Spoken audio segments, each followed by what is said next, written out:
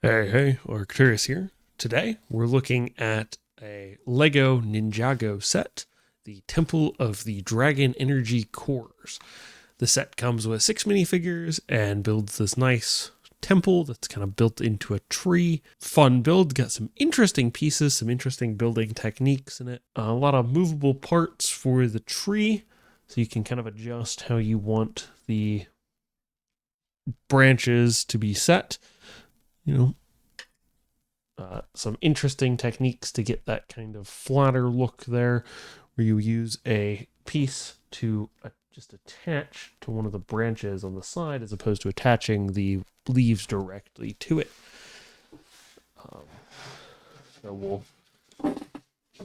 we'll move this box out of the way, and we'll take a look at the main build, and then we will look at the minifigures.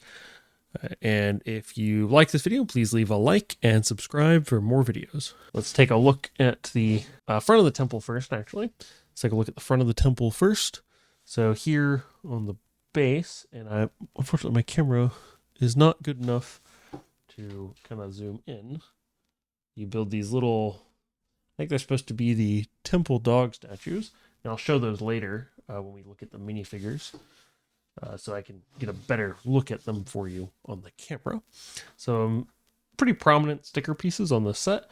All these kind of details here, and up here on the bell are all sticker pieces. The lantern pieces, however, are not stickers. And you can kind of adjust those. They sit a little differently. This thing has some movement here. So you can kind of rotate that.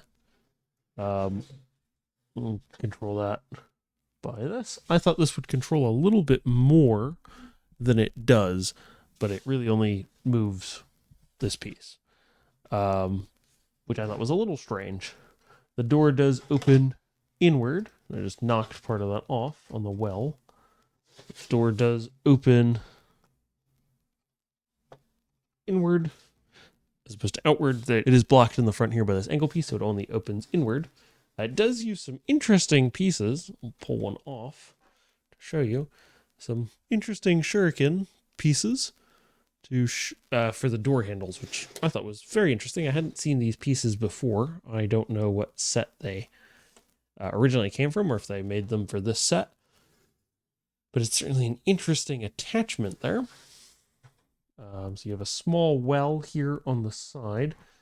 And it attaches by a strange piece. It's a fixed piece with like a round center that holds it at an angle. So you don't do the usual way of building at an angle. So for a very small part of the build, it actually works really well just by having that one connector piece to get that angled step here. We have a small library here on the ground floor. The large art there is also a sticker piece. Let's see if I can't adjust this in such a way where you can see a bit better in there.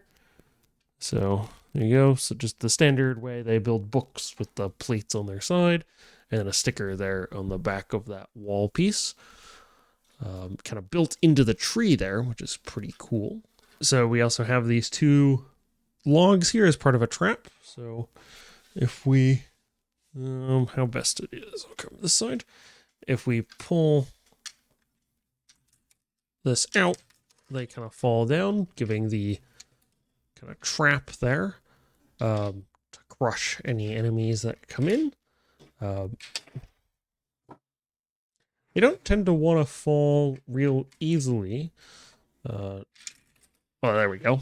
Yeah, I just haven't put them in correctly. But then they fall down and crush whoever's in the library. We have a nice red bridge here, just kind of built up using some kind of like frying pan like pieces. And I'm not quite sure what this red piece would be, but you build up this nice bridge here. And then you have this flag and more of the tree. And you can kind of rotate this so it sits however you like. Kind of folds down if you need a little extra space there. Or folds up. And you can kind of adjust how it sits and how much of it's covered. And we have the Dragon Energy Core. I'll try to pull out. Just try not to pop the orb out, which I thought was an interesting piece. So you have some cool dragon-headed pieces on the sides there, and then you have this strange grabby piece, which kind of reminds me of like a Bionicle piece, to hold this dragon energy core, which sits right there in the window. And you also have what should be a bell. Now, it's not no ringing or anything from it, but it does sit there and can move back and forth, has a little bit of wiggle room there, and does, give the impression of being a bell, even though it doesn't make any noise. And that's pretty much the main build there. So we'll take a closer look in the camera now to look at the minifigures. So here we have the Spirit of the Temple, which is a nice minifigure, very detailed with the green robes and green face. And the belt on those robes, some printing there on the back, and a hood. And let's see if I can't get some better light on this. And it does have two faces, so it has this kind of masked version, and then a more normal face, although it is still green, and just has the hood there. Then we have Empress Beatrix with this very cool looking sword. I haven't seen this kind of weapon before that I'm aware of. Has some armor there, some back printing on the minifigure if you don't want the armor to be attached. Just kind of slides in there. Some very detailed torso printing there. Very cool looking, very armored kind of look. And we'll just slide this plate back on there. Now, a lot of them have this sort of stud here so that you could attach something else to it, maybe. I'm not entirely sure. And she has an interesting hairpiece there. Not entirely sure which way it's supposed to sit. I think it's supposed to sit more like that, but it might be like that. You can do it whichever way you like. I thought this sword piece was really cool, though, and the minifigure is quite detailed, which is very nice. And then we have Lord Ross.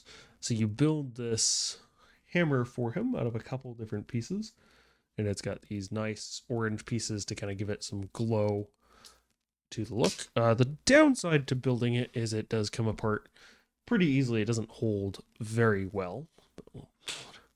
And it also misweighs him, so if you aren't attaching him to a stud, he does fall over very easily. So I'll show him without a head on this one real quick.